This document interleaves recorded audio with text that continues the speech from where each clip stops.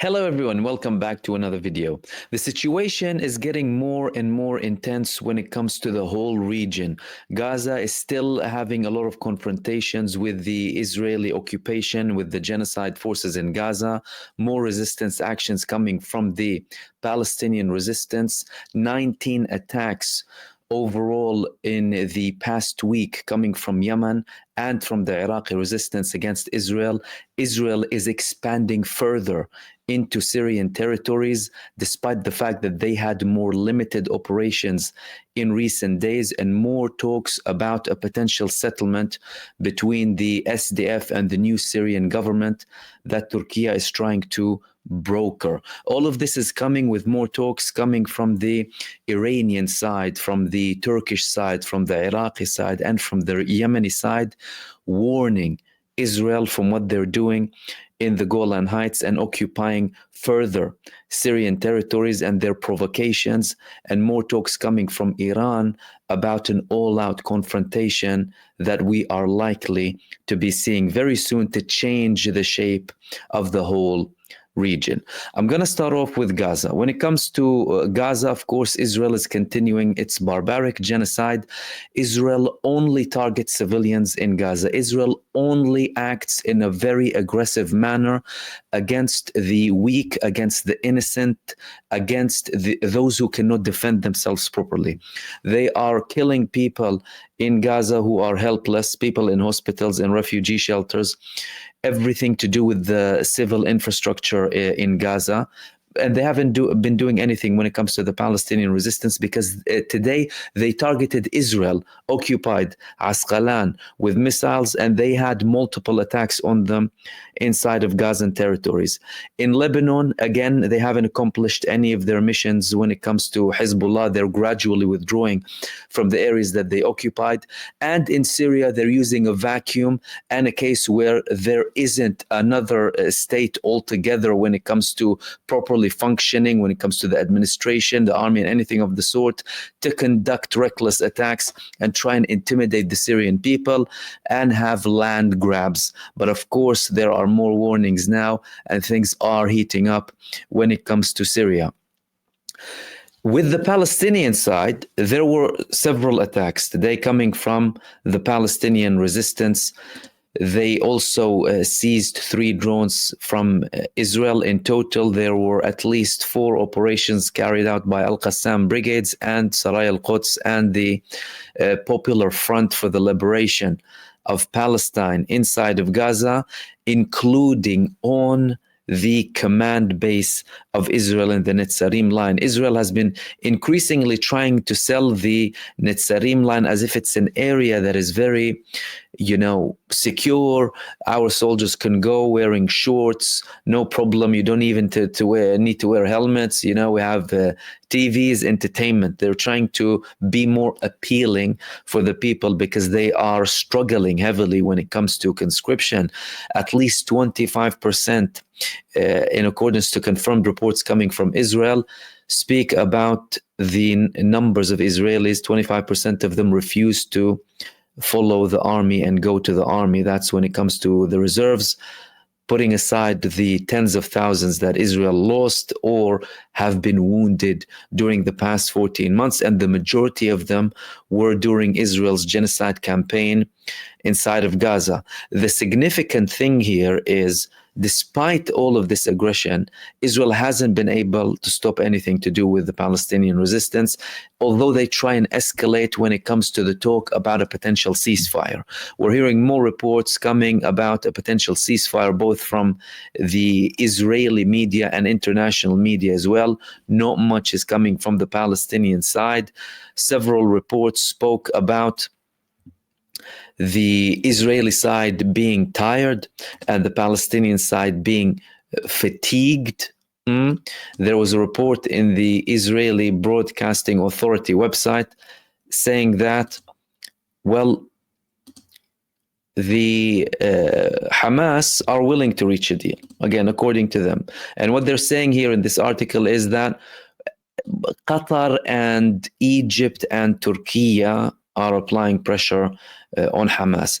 They are totally disregarding the fact and mentioning Turkey as just a name, that they refuse to allow anyone to mediate apart from the United States, Qatar, and Egypt. Before, used to consider Turkey a hostile country that has a hostile approach towards Israel.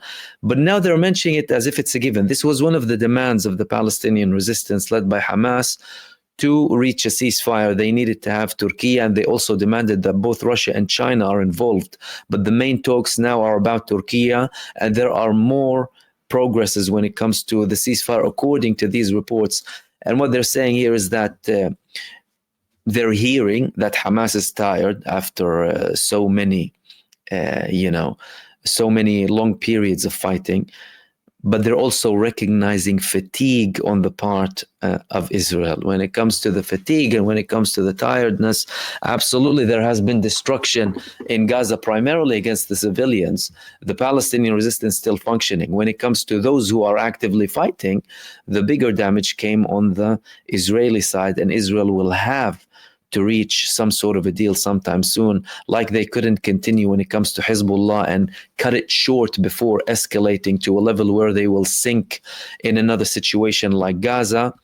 They will have a limit to when it comes to Gaza, at least when it comes to the temporary solution and the talks about a gradual ceasefire, so that they don't sell it to the Israeli public as if it's a complete submission to the Palestinian resistance, because the day after the war ends, everyone will start talking, who won, who gained more, and Israel doesn't want to be in a position where it is viewed as the side that suffered the most and did not really achieve anything when it comes to Gaza. But on the other hand, you have a Palestinian side that is very stubborn.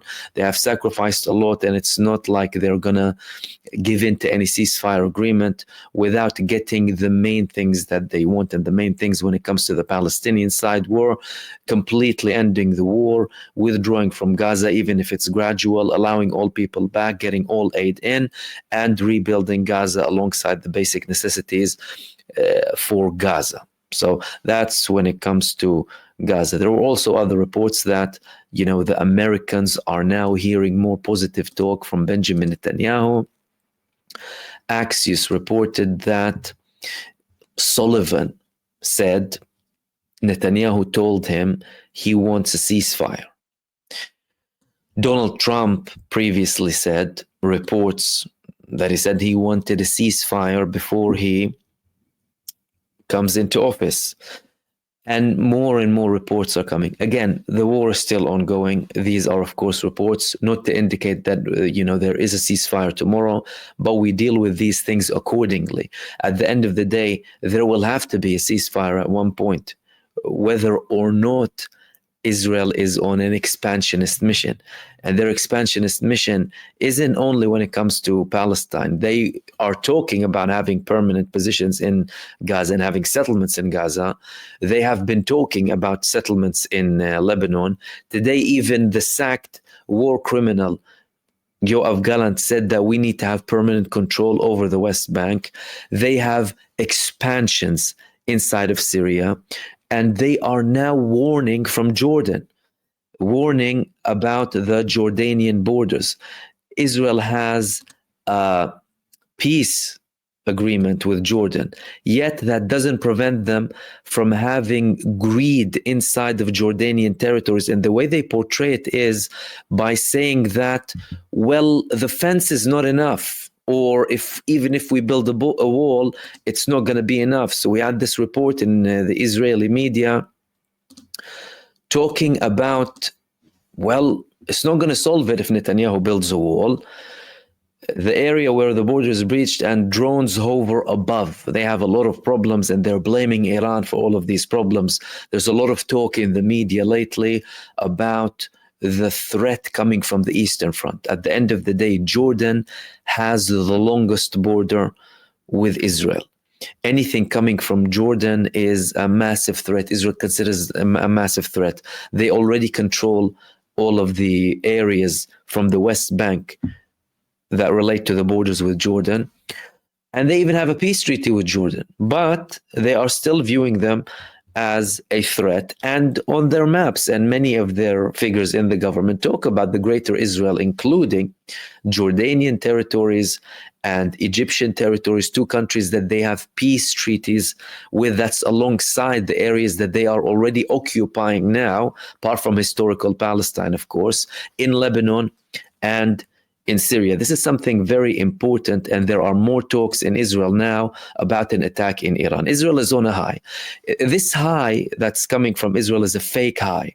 They are using the fact that they are expanding inside of Syria. Again, although this expansion has been more limited in recent days, they are trying to have certain deals with the Druze community inside of Syria and use the Druze community inside of Israel, the part that goes and serves in the army, because conscription applies on the Druze community inside of Israel. However, they exclude the Druze community from the Golan Heights. Over 90% of the Druze community in the Golan Heights do not recognize Israeli sovereignty.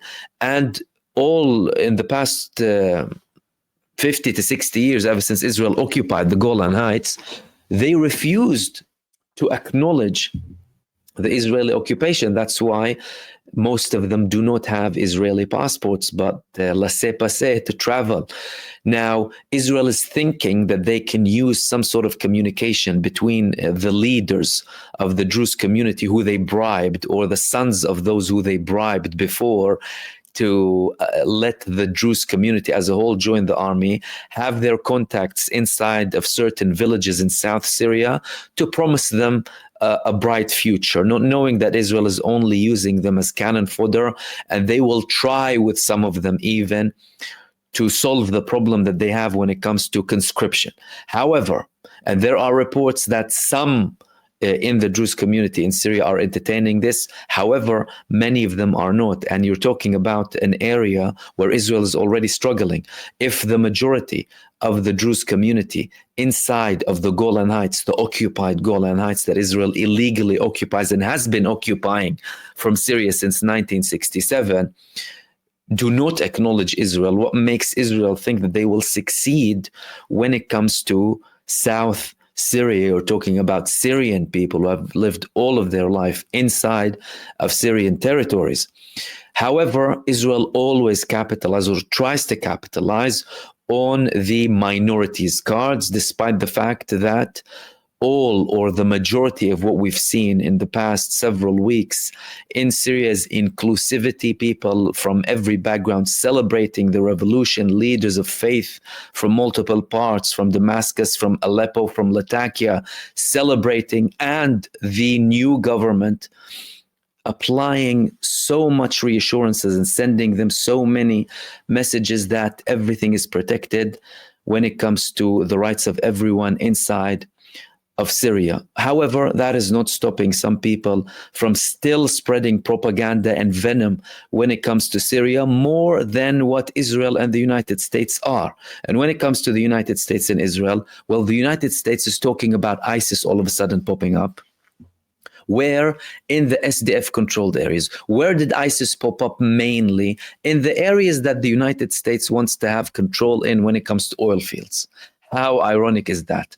And now they have the SDF, but the problem is the SDF now in the northeastern part of Syria have recognized the new Syrian flag. And there was an actual report. I haven't been able to validate it, but there was a paper released that there were exchanges between the new Syrian government and the SDF when it comes to reaching a final agreement. And parts of the demands that are coming from the SDF side is that they will have a level of autonomy when it comes to the eastern part. They will recognize the whole of Syria, having a resolution when it comes to Turkey. And one of their leaders said, we are ready to have a ceasefire with Turkey now, yesterday. From that, these were some of their demands, again, according to this published paper. Again, I haven't been able to validate it. And from the Syrian transition government side, they said, so long as we are united in one army, all of the territories belong to Syria, and 50% of the revenue from the oil fields goes to the Syrian state. ensuring that you're talking about a united Syria and preventing any certain attempts to have a fraction, have a friction, or have a division when it comes to Syria. And the areas that the SDF are controlling are 25 to 30% of Syria. These are areas that need to be under the whole Syrian state so that they can start rebuilding their country, focus on the things concerning the citizens, and also build their sovereignty and slowly start building their deterrence and the threats that are coming externally as well. And this has been implemented actually on the ground, because today we haven't seen many clashes. There were some clashes in areas in Al-Hasaki and Deir ez-Zor as well, but nothing too significant. Clearly there is a political process that looks like it has the potential to succeed, hopefully without bloodshed, because the last thing anyone wants to see in Syria is internal bloodshed. When it comes to certain territories, the Syrian people should be under one Syrian state with equal rights for everyone and work towards building their state. However, they have a genocidal terrorist nation next to them called Israel that has been implementing a genocide for the past 14 years, and that has been planted there by the previous empires and colonies, and now it's being sponsored by the great grand masters of terror, the United States administration. This terrorist entity that is only looking to expand, they always want to create the illusion in people's minds that they can accomplish whatever they want, despite the fact that everything on the ground proves the contrary. Israel, by every single definition, is a failed entity when it comes to the state internally. Societally, division, millions fled Israel. From a military point of view, well, they're struggling to cope with anyone to serve in the army. They lost tens of thousands in Gaza and in Lebanon, whether they were killed or whether they were wounded. Economically, they have been degraded time after time with negative projection from the biggest credit rating companies across the world. When it comes to the world, they're becoming more of a burden than anything. They are viewed as a pariah state. They are, by the ICJ, confirmed to have committed the genocide based on only limited evidence, and they are being led by a war criminal, a mass terrorist war criminal, who is being sponsored by the United States administration and everyone falling under the United States influence. And the United States tone and the Israeli tone in Syria is becoming more and more aligned now. Israel is talking about the terror threat from the new government. You know, we're not sure about them, although they are trying to not talk too much about wars, right, with other countries and trying to rebuild their country. But Israel wants to use this weak point to implement their interests or expansionist projects inside of Syria. And the United States administration is showing more understanding to the Israeli side in what they're doing in South Syria. Oh, Israel has, firstly they said, oh, they told us it's temporary. Now they're saying, oh, Israel has a couple of problems and they need to make sure that, you know, no threat is about to happen, and all talks about division, what have you, and we're worried about ISIS popping up again. You created ISIS, you funded ISIS, you put ISIS wherever you have certain interests to use that as a front, even if you kill millions of people, to justify your actions. What the Syrian people are doing, and they've been out in their millions today celebrating all across of Syria. They want to build a country that works for everyone. And the United States and Israel is trying to hinder that by what they're doing. And they are becoming more and more at odds with countries who they have a relationship with, primarily Turkey, who is a member of the NATO, but also from Iraq and from Iran and from Yemen as well. So there were multiple statements coming out in the past couple of days when it comes to Syria. One of these things, firstly, was a clarification and a confirmation from Turkey officially that they convinced Russia and Iran not to intervene militarily when it comes to saving Bashar al-Assad. Hakan Fidan, the Turkish foreign minister. He said on Friday that they convinced Iran and Russia not to intervene militarily during the attacks of the opposition. He said the most important thing was to talk to the Russians and the Iranians and make sure they would not intervene militarily in the equation. We talked to the Russians and the Iranians, and they understood. They realized that this no longer made any sense. This is a very cute and short sentence. They realized it doesn't make any sense all of a sudden. We've had more than that when it comes to Iran and Turkey and Russia, things that are not being made public. It does not make any political or geopolitical or military sense for countries that consider a chunk of land to be that strategic for them to all of a sudden give everything up because Turkey provided them with reassurances. What are we talking about here? Clearly, there have been assurances given both to the Russian side and to the Iranian side when it comes to Syria and when it comes to the interests of both Iran and Russia, and they do have great interest. Many countries have interest in Syria, so that they do not take this position when it comes to the opposition. And good that they didn't, because previously when Iran did participate inside of Syria, they only added more fuel to the fire when it comes to sectarianism and problems. They were criticized heavily and they lost a lot of their popularity that they've recently gained. By how? By what? By focusing on the main enemy of humanity, the cancerous Zionist tumor occupying Palestine. Them and Hezbollah, good that they haven't participated inside of Syria like they have before. And this is the time to move on to the next phase and deal with someone in Syria that represents all of the people so that they can build their countries together, focus on what they need, and indeed focus on the main enemy. But he didn't end up with only this, confirmation when it comes to them convincing Syria, Russia, and Iran. Again, not mentioning a lot of the things, most of the things that are being made public. And this is what people need to understand. You're only dealing with 3%, even hardly 3%. We only deal with what's being made public. We can't see what happened in the meeting, what they actually spoke about, what secret agreements or non-secret agreements they had. We can't see all of that, but we have to dig deeper and read between the lines, especially when it comes to the history of Syria and the future of Syria. It didn't stop there.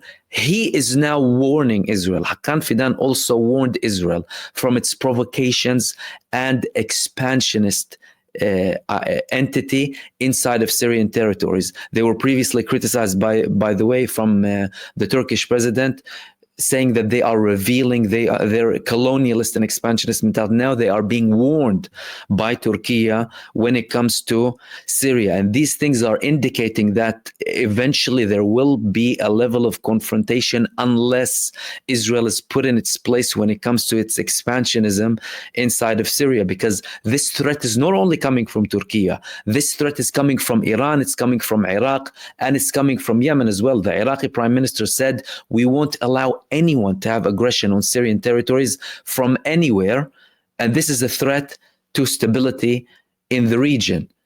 Then we had another confirmation from the leader of Ansarullah, Abdul Malik al-Houthi, saying that we will help Syria regardless of who leads it. We will help Syria regardless of who leads it because they are being faced with a Zionist aggression. And then he also spoke about the threat coming from the United States and that they are willing to confront the United States in any front. They don't have a problem with that. And it wasn't only Yemen. It was also the IRGC.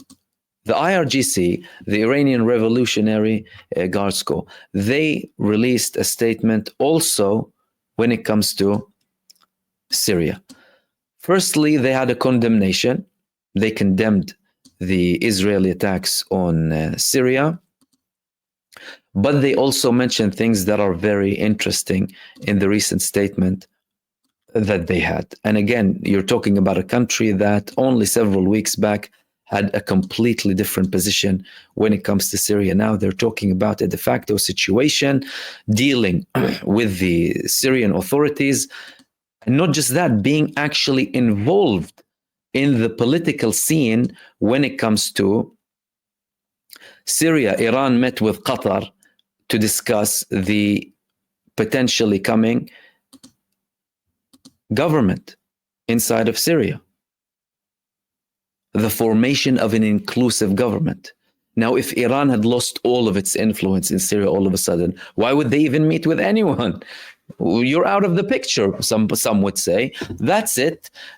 You have nothing to do in Syria, right? No, they're still in the picture, clearly. And they are also in talks about the coming government inside of Syria, saying we need to also continue to support Syria regardless of any administration inside it. Now, and the Syrian people, by the way, there's a lot of talk about Syria and the Syrian people, both from Iran, from Lebanon, from other countries too.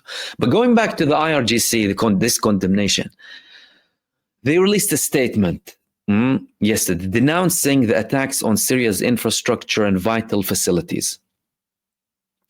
They condemned Israel and the United States for taking advantage of Syria's current instability through aggression and occupation. They emphasized the necessity of safeguarding Syria's national sovereignty and territorial integrity. They're saying these are lessons to strengthen the axis of resistance and taking steps towards expelling the United States forces from the region. But not just that. They link these efforts to achieving the Islamic world's goal of liberating Al-Quds and removing the cancerous tumor of Zionism, defending the oppressed, liberating Al-Quds, and supporting the Palestinian people, as well as other nations under the domination of global arrogance and international Zionism. This is a mission for them, for the IRGC, and they are continuing with that. On the sacred path of jihad and resistance, numerous martyrs have been offered to Islam, led by the inspiring and resolute name of the martyr of Al-Quds. And they also continued, the world is on the brink of a significant historical transformation towards a new global power structure, with Islam led by the Islamic Republic of Iran as one of its key pillars. This undeniable reality has pushed the enemies of Islam and Muslims to mobilize their resources, including hybrid warfare and media empires, to prevent its realization. So they're talking both about the effects on the ground coming from the enemies of those nations, the military actions, the political actions, and also their media empires and those who serve them in the media, to try and portray as, you know, it's not going to happen and Israel is strong and we're living in the century of Israel and the United States all of a sudden. No, they're very keen. And again, they are having these statements that indicate more coordination when it comes to all of the countries against the aggression that is happening by Israel. So we're seeing a situation here all of a sudden where pieces are slowly coming together. In the first phase, everyone was in a panic, genuine worries, but now things are starting to become clearer and clearer that there have been understandings that we're slowly seeing being revealed by officials, especially coming from Turkey, about their deal or convincing of Iran and Russia when it comes to Syria. However, again, we're only dealing with what is being given to us. Now, many people to this day are still reading through, firstly, disregarding the Syrian people altogether and their demands and what they want, regardless of what anyone externally wants, right? Secondly, trying to validate opinions or try and validate previous conclusions, right, to justify whatever it is. At the end of the day, we're talking about people who have their own right to live in peace, in freedom, in equality, without oppression and without authoritarianism and brutality. Should there be concerns? Absolutely. Well, in any country, there should be concerns. As a matter of fact, in the most established countries on earth, you might have the most concerns. Why? Because it's tyranny wearing democratic clothes, right?